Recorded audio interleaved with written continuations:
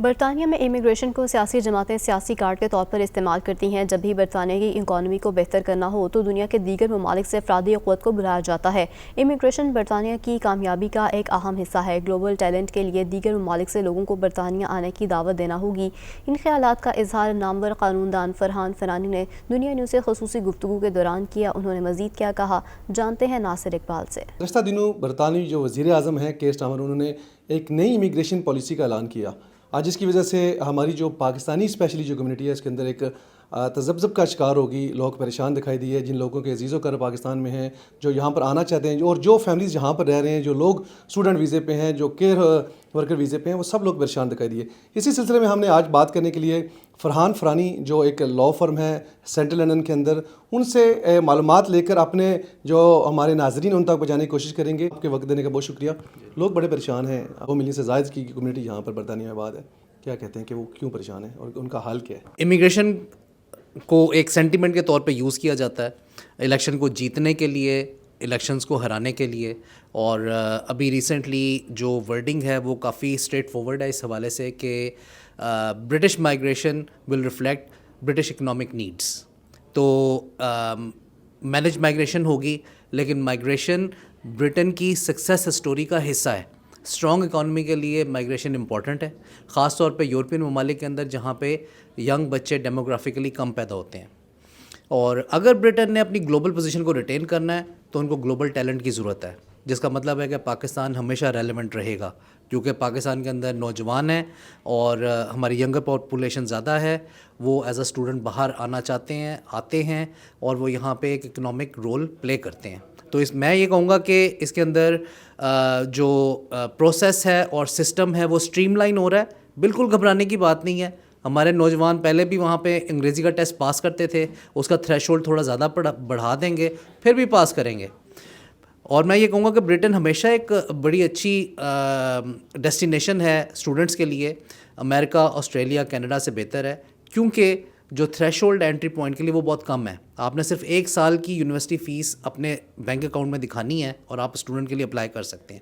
باقی ممالک کے اندر پورے کہہ لیں کہ ڈگری کی فیس آپ کو دکھانی پڑتی ہے۔ پھر اس کے بعد سکسیزفل ڈگری کمپلیٹ کرنے کے بعد پی ایس ڈبلیو ہے 2 سال کے لیے۔ اس کے بعد پھر آپ جب کام کر رہے ہیں، اگر امپلائر آپ کے کام کو پسند کرتا ہے تو آپ ورک پرمٹ کے لیے اپلائی کر سکتے ہیں۔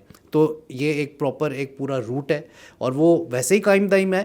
اس کے اندر تھوڑی بہت پروسیس کے اندر چینجز آئیں گی، ٹویکنگ ہوئی ہے اس کے اندر، انگلش کا تھریش ہولڈ اوپر ہوا ہے، لیکن اوور آل کوئی نیگیٹو بات نہیں ہے۔ قانون کب تک یہ بنے گا؟ قانون کا حصہ کب تک بنے گا؟ کتنا ٹائم لگے اس کو لگے گا؟ جی، تو وائٹ پیپر کے اندر اپنی پالیسی کیئر سٹارمر جو پرائم منسٹر ہیں انہوں نے پیش کی ہے، جو اوور آرچنگ پالیسی ہے مائگریشن کے حوالے سے اس کو بیان کی ہے۔ وہ ابھی 2 فردر کنسلٹیشنز کے بعد اس کا ایک بل بنے گا۔ وہ جو قانونی مسودہ ہے وہ ہاؤس آف کامنز میں پیش کیا جائے گا۔ اس کے بعد پھر فرسٹ ریڈنگ ہوگی، پھر سیکنڈ ریڈنگ، پھر تھرڈ ریڈنگ، اور اس کے بعد پھر وہاں پہ ووٹنگ ہوگی، اور اپروول کے بعد پھر ہاؤس آف لارڈس میں جائے گا اور پھر لا بنے گا۔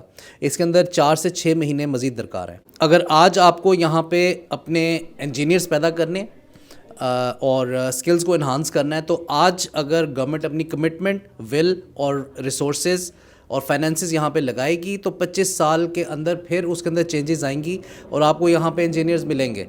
لیکن ایک دن کے اندر یہ کام نہیں ہو سکتا۔ آج سے یہ کام شروع ہوگا تو پھر بات آگے چلے گی۔